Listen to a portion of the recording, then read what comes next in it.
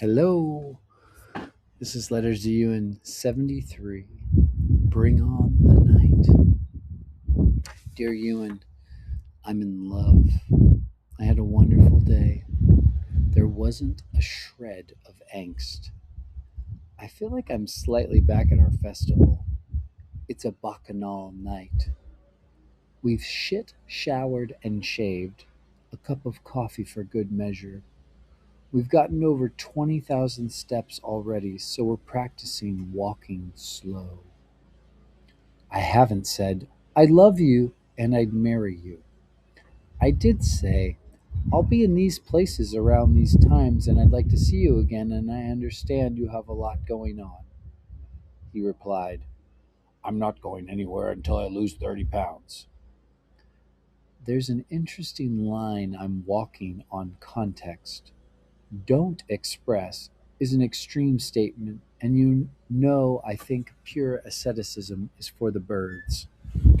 I can say anything in the moment except things meant to add the weight of a meaning, because the meaning is being lived right now.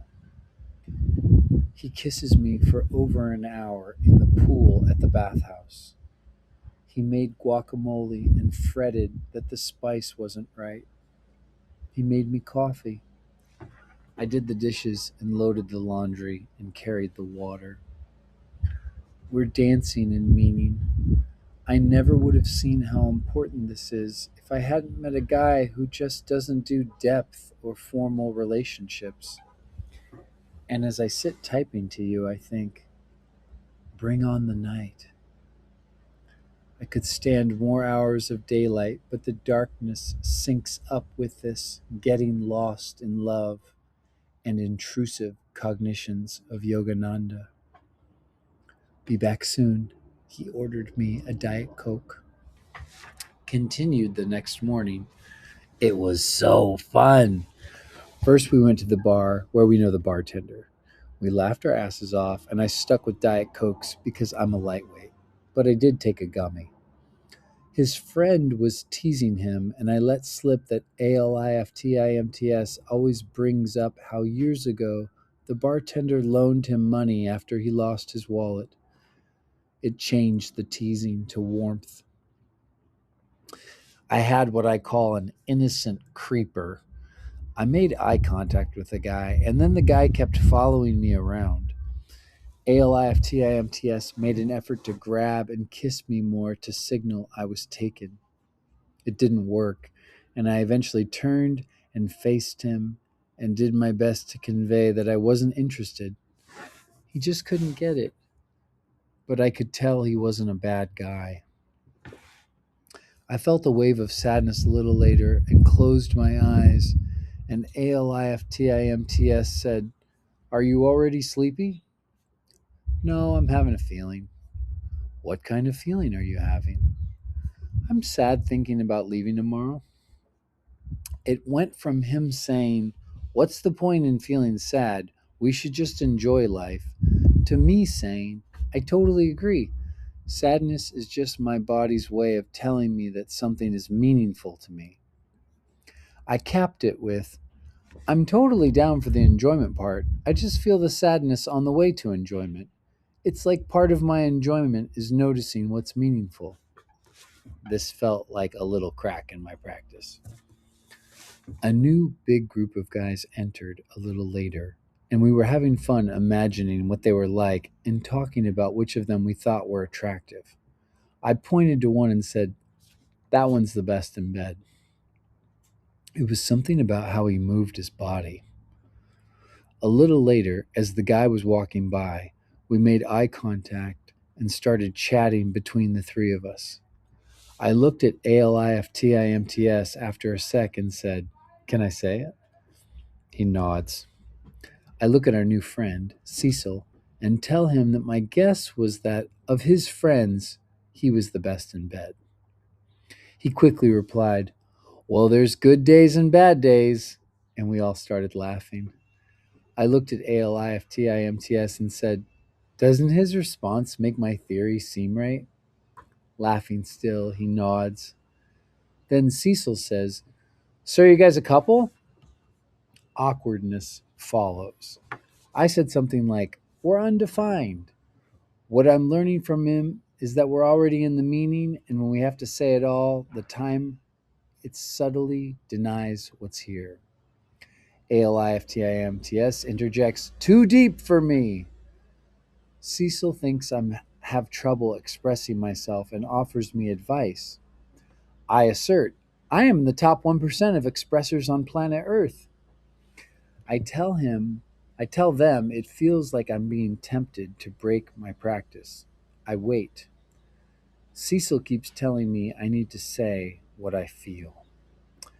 I try a modification where I tell ALIFTIMTS to hold on, and I pull Cecil in close where only he can hear me. I am madly in love with him. He's an avowed bachelor. I'd marry him today if he would let me. If I only get this moment with him, it's fine.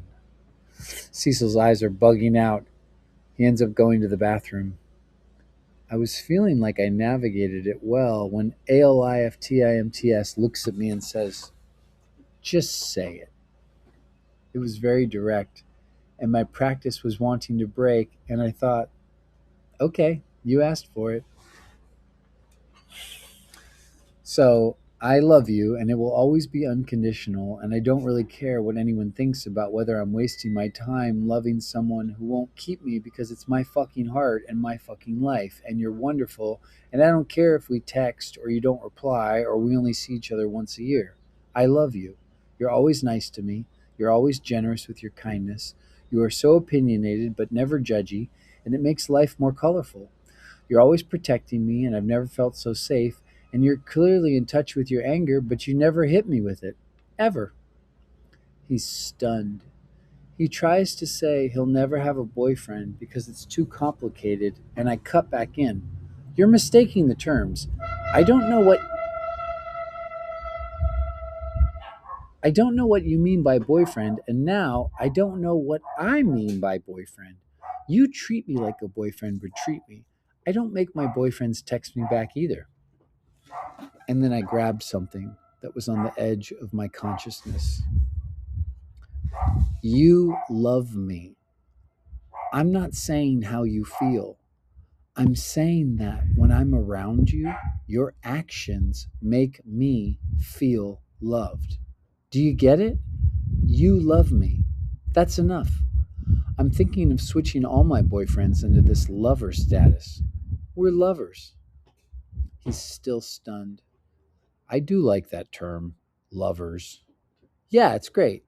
You don't have to do anything. I'm glad you made me say it because now I know that I get to love you anytime I see you and I don't care about anything else. He's beaming. We continue the night. We bounce between 3 different bars getting drinks. His hip hurts and he has to sit down, and I dance and he twirls me from his chair. We talk about who we think is hot, and when he points out a guy that's close, I do my magic and start conversations with them. It's so cute watching him get to talk to the guys he thinks are hot. Then we stumble home, and though he's had twice the alcohol I've had, he makes sure I'm okay and gets me into bed. We made a side trip for fries. So my practice fell on its face, but we have clarity about it all, the non attachment and the love. And my last condition fought its way through my quest for unconditional love. He knows.